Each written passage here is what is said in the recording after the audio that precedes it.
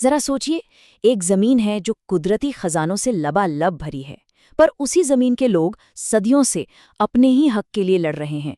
कुछ ऐसी ही कहानी है झारखंड आंदोलन की, अपनी पहचान और अपनी स्वायत्तता के लिए एक बहुत लंबी लड़ाई। तो ये जो नक्शा है ना, ये झारखंड के विशाल खनिज भंडार का है। और ये एक बहुत गहरा, मतलब एक अजीब सा विरोधाभास दिखाता है। सोचिए, एक जमीन जिसे कुदरत ने इतनी दौलत दी, पर फिर भी वहां के लोगों को सदियों तक गरीबी और अपनी ही जमीन से बेदखली का सामना करना पड़ा। और बस यहीं से वो सबसे बड़ा सवाल उठता है ना, कि आखिर ऐसा कैसे हुआ? भारत का एक सबसे अमीर इलाका अपने ही लोगों के लिए गरीबी और विस्थापन के खिलाफ एक सदियों पुरानी लड़ाई का मैदान कैसे बन गया? चलिए, इस आंदोलन की जड़ों को समझने के लिए थोड़ा सा वक्त में पीछे चलते हैं और उस गहरे सदियों पुराने रिश्ते को देखते हैं जो यहाँ के लोगों का अपनी जमीन से रहा है। तो सबसे पहले ये जानना जरूरी है कि हम बात किनकी कर रहे हैं। हम बात कर रहे हैं आदिवासियों की, मतलब इस इलाके के मूल निवासी, जैसे कि मुंडा, ओरांव और संथाल समुदाय। अच्छा, इस इलाके की पहचान भी बहुत पुरानी है। इसे ऐतिहासिक तौर पर छोटा नागपुर या झारखंड कहते थे, जिसका मतलब है जंगलों की भूमि। और देखिए, इसका जिक्र सदियों पुराने शिलालेखों और ग्रंथों तक में मिलता है। ये अपने आप में इसकी मजबूत सांस्कृतिक विरासत का एक बड़ा सबूत है। और जो चीज़ इन्हें सबसे अलग बनाती थी, वो था जमीन के साथ इनका रिश्ता। एक बहुत ही अनोखा रिश्ता, जिसे खुंट-कट्टी व्यवस्था कहते थे। अब इसमें होता क्या था कि जमीन किसी एक इंसान की नहीं, बल्कि पूरे के पूरे समुदाय की होती थी। ये सिर्फ कोई आर्थिक सिस्टम नहीं था, नहीं। जमीन तो उनकी सामाजिक और आध्यात्मिक पहचान का एक अटूट हिस्सा थी, ऐसी चीज जिसे बेचा या खरीदा ही नहीं जा सकता। तो अब देखते हैं कि कैसे कॉलोनियलिज्म यानी उपनिवेशवाद ने इस सदियों पुरानी जीवन शैली को पूरी तरह से बदल कर रख दिया।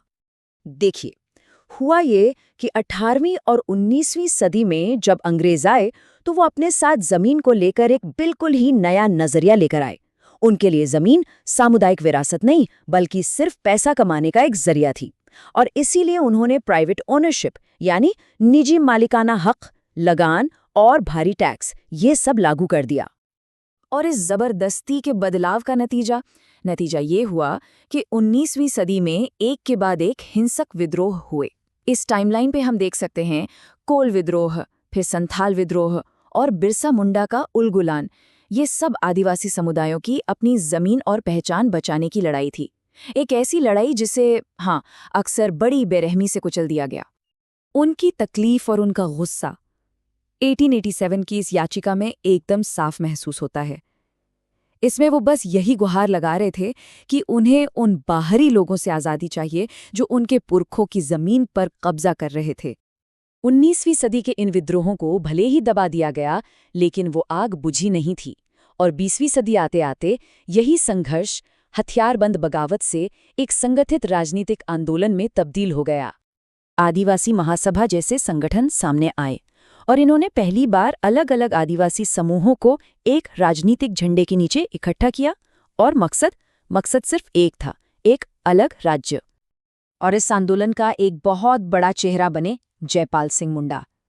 सोचिए, वो ऑक्सफोर्ड में पढ़े थे, लेकिन अपने लोगों के हक की लड़ाई लड़ने के लिए भारत वापस आ गए। उनके जो जोशीले भाषण थे ना, उन्होंने एक अलग आदिवासी राज्य के आंदोलन में सच में एक नई जान फूंक दी। यहाँ जो बात सबसे दिलचस्प है, वो है इस आंदोलन की सोच का पैमाना, मतलब a share scale of vision.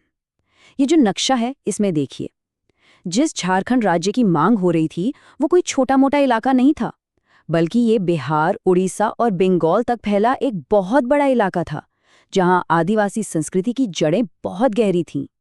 तो 1947 में भारत आज़ाद हो गया, लेकिन स्वशासन की ये लड़ाई खत्म नहीं हुई, बल्कि इसने एक नया रूप ले लिया, जिसे कहा गया इंटरनल कॉलोनियलिज्म या आंतरिक उपनिवेशवाद। अब इसका मतलब क्या है? इसका मतलब है एक ऐसी सिचुएशन जहां एक ही देश के अंदर एक ग्रुप दूसरे ग्रुप पर हावी हो जाता है और उसके संसाधनों का शोषण करता है। आज़ाद भारत की जो केंद्र सरकार थी, उसकी पॉलिसी थी असिमिलेशन की, मतलब सबको एक मुख्य धारा में लाने की। तो उनके नज़र में एक अलग आदिवासी राज्य की मांग नेशनल यूनिटी के लिए, यानी देश की एकता के लिए एक खतरा थी। और जमीन और संसाधनों की इस लड़ाई की एक बहुत बड़ी इंसानी कीमत भी चुकानी पड़ी। गंगाराम कलुंडिया की ये कहानी देखिए। वो फौज के एक रिटायर्ड जवान थे, उनकी हत्या कर दी गई। क्यों? क्योंकि वो एक बांध के खिलाफ प्रदर्शन कर रहे थे, एक ऐसा बांध जो उनके पूरे गांव को डुबोने वाला था। और बस यहीं पर इस आंदोलन का जो कोर कॉन्फ्लिक्ट है ना, वो बिल्कुल साफ दिखता है। एक तरफ थी सरकार की सोच, इंटीग्रेशन की, राष्ट्र को एक जैसा बनाने की, और दूसरी तरफ थी आदिवासियों की मांग, अपनी पहचान और अपने भविष्य का फैसला खुद करने की, यानी ऑटोनॉमी की। तो ये जो लंबा संघर्ष था, जिसके चलते आखिरकार साल 2000 में झारखंड राज्य बना, वो आज भी हमें एक बहुत गहरे सवाल के साथ छोड़ जाता है। सवाल ये कि आज़ादी का असली मतलब क्या है? किसी बड़े राष्ट्र का हिस्सा बन जाना, या फिर अपनी किस्मत का फैसला खुद करने का हक पाना?